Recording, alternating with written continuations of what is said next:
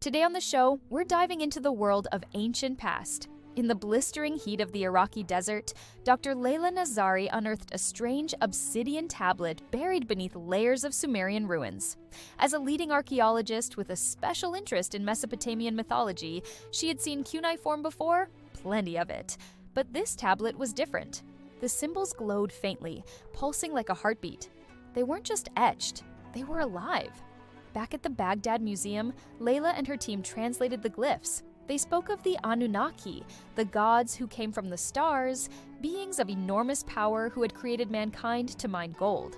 But this ancient tablet told a story left out of the clay records in public archives. We gave man soul and science. We shaped their destiny and watched from above. When Earth is aligned with Nibiru once more, the keepers shall return. Layla's heart raced. Nibiru, the mysterious, hypothetical planet beyond Neptune.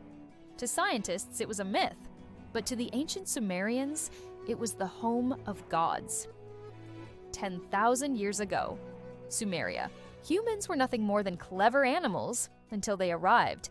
Massive ships descended from the heavens, casting shadows that swallowed entire cities. The Anunnaki emerged, tall, luminous, cloaked in gold.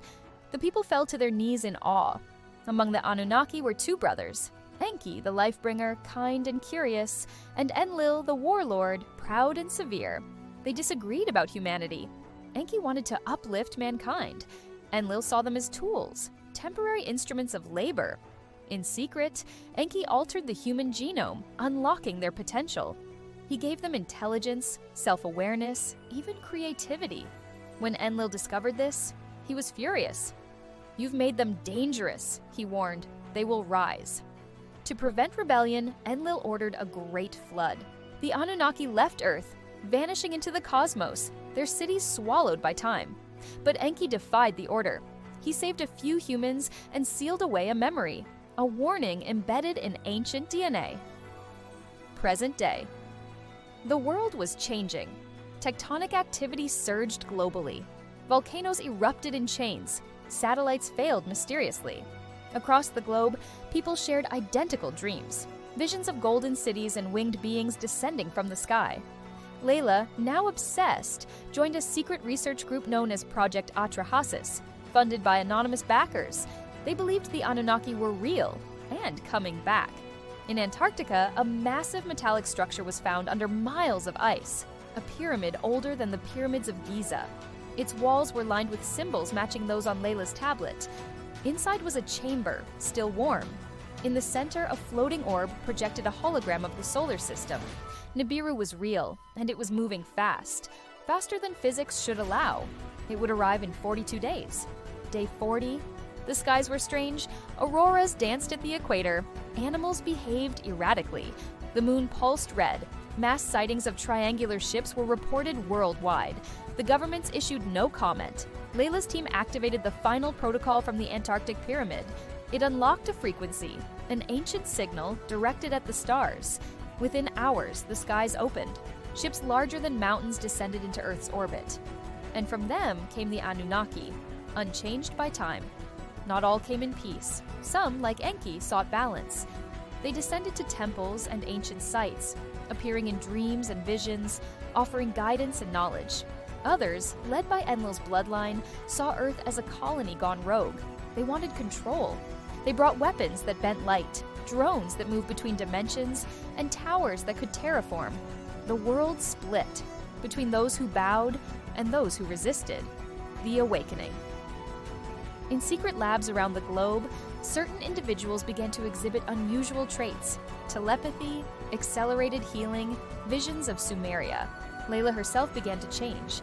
She could hear frequencies, data buried in ancient stone, whispers in radio waves. Enki appeared to her in a dream, saying, "You are one of us, a child of the seed." Her ancestors had been part of an ancient experiment, a bloodline meant to awaken during the return. She was a hybrid, human and Anunnaki, and she wasn't alone. Across the world, the awakened began to gather. They were engineers, musicians, farmers, soldiers, ordinary people with dormant gifts, now fully awake. Guided by a hidden neural code passed down through generations, they formed a resistance, the Keepers of Light. the final eclipse. As Nibiru approached Earth's orbit, tides shifted, gravity warped, and a massive eclipse shadowed the Earth. During this final celestial event, the Anunnaki unleashed a device called the Eye of Utu, a space-time manipulator capable of resetting Earth's progress. If used, civilization as we knew it would vanish. But Layla and the Keepers had deciphered the tablet's final line: when the eye opens, only the awakened may close it. They traveled to the great ziggurat of where the Earth's magnetic field was weakest, and channeled their collective energy. The eye hovered above, swirling like a black sun. The battle was not fought with bullets or bombs, but with thought, vibration, and memory. Every dream, every forgotten story, every ancient song hummed in resonance. Layla reached out her hand and sang the first song taught to humanity by Enki himself, buried in DNA, never forgotten. The eye collapsed in on itself. Nibiru stopped.